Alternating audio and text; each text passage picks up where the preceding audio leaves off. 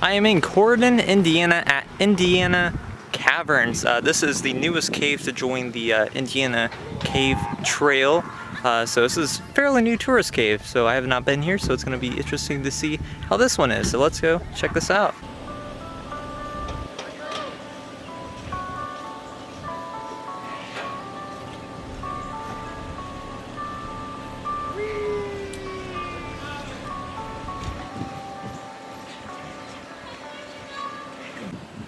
And this is the visitor center. So they have gem mining, like every cave. And they also have escape rooms. That's a drilled limestone core from the manhole entrance. Alright, here's the cavern of the Saber-Tooth. I think if you enter the Saber-Tooth tiger's skull, it's like a simulation of like real caving and splunking. And there's the cavern kitty.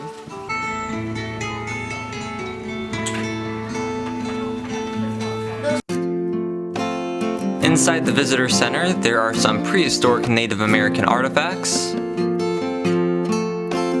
and a cool 3D wall map of the Sinkhole and cave system.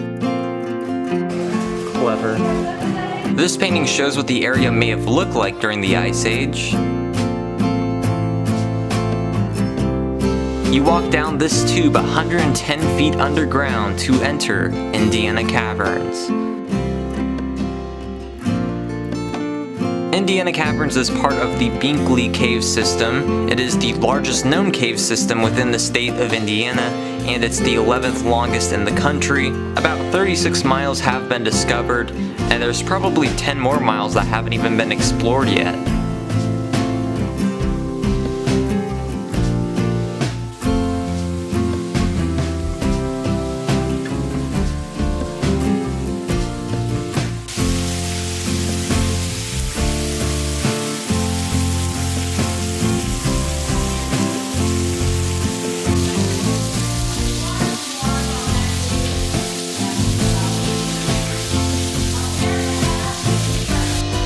The walls are lined with thin limestone from the Mississippian era. These passageways were formed from the dissolution of limestone by streams containing carbonic acid, and as this is relatively thin and weak limestone, it was broken down over time, creating lots of flat surfaces on the walls and ceilings.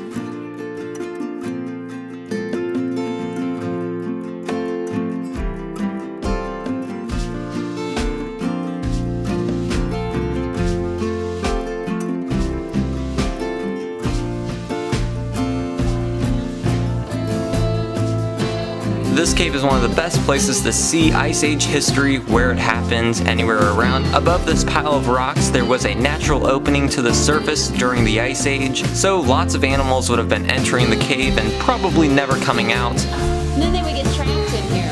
When the museum comes, they do most of their digging back behind all those rocks, and we call that, appropriately enough, Big Bone Mountain, because there are literally thousands upon thousands of bones behind those rocks.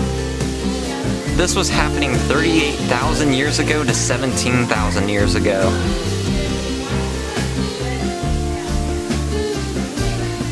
The Illinoisan Glacier from the second to last Ice Age and the Wisconsin Glacier from the last Ice Age didn't quite reach this far in Indiana, which is why the Indiana caves are relatively close by to each other and it's not super flat. In 1918, the Sinkhole Entrance to the Binkley Cave was discovered near Corydon, and there were explorations in the 1930s and 1940s. Then in 2010, two guys discovered this part of the Binkley Cave, which was previously undiscovered, by finding an entrance into the Big Bone Mountain. And in 2012, the connection to Binkley was established. It was quickly developed and opened in 2013. Right up here, that's your Fisher skull right there. And then down here is your flathead memory. You can see that lower jaw, those razor teeth. At these dig sites, there's a bunch of bones, including the first evidence of the northern flying squirrel in Indiana. There's also remains of the southern flying squirrel, black bears, owls, passenger pigeons, porcupines, and many other species that tragically got trapped in the cave and died. These are one of 2 natural scratch mark fossils of flat-headed peccaries in the country.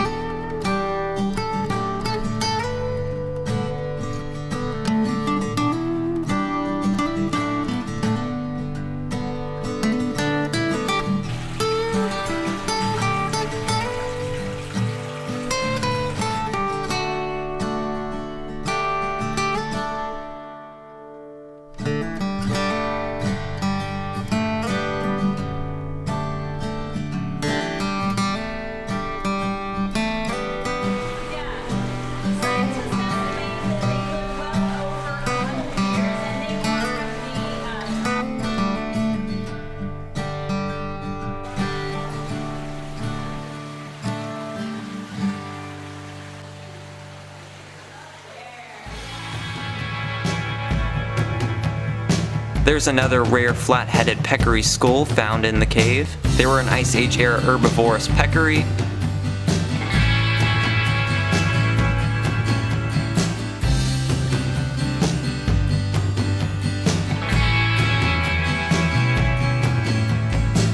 So now we're gonna go on an underground boat ride. This is gonna be super cool.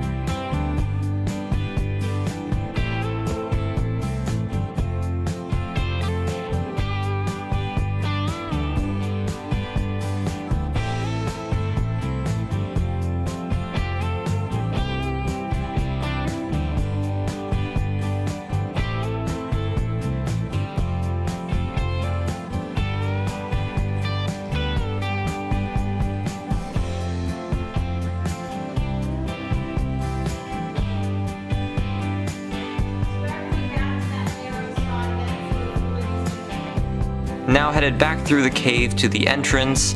There are so many cool features in here.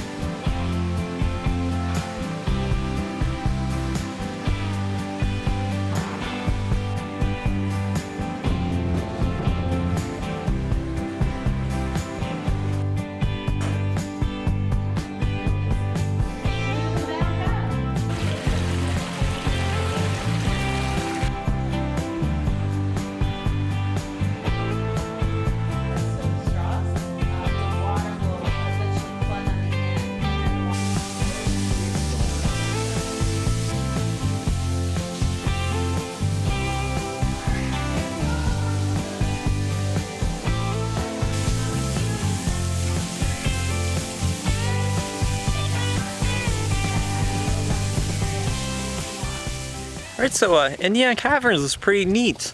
I'm glad to see a new cave here. They did a pretty good job with the presentation. Really neat place, and also the boat ride. Never been on an underground boat ride before, so that was cool. If you like this video, you have to know a few other caves, roadside attractions, museums, so please go check those videos out, and thanks for watching.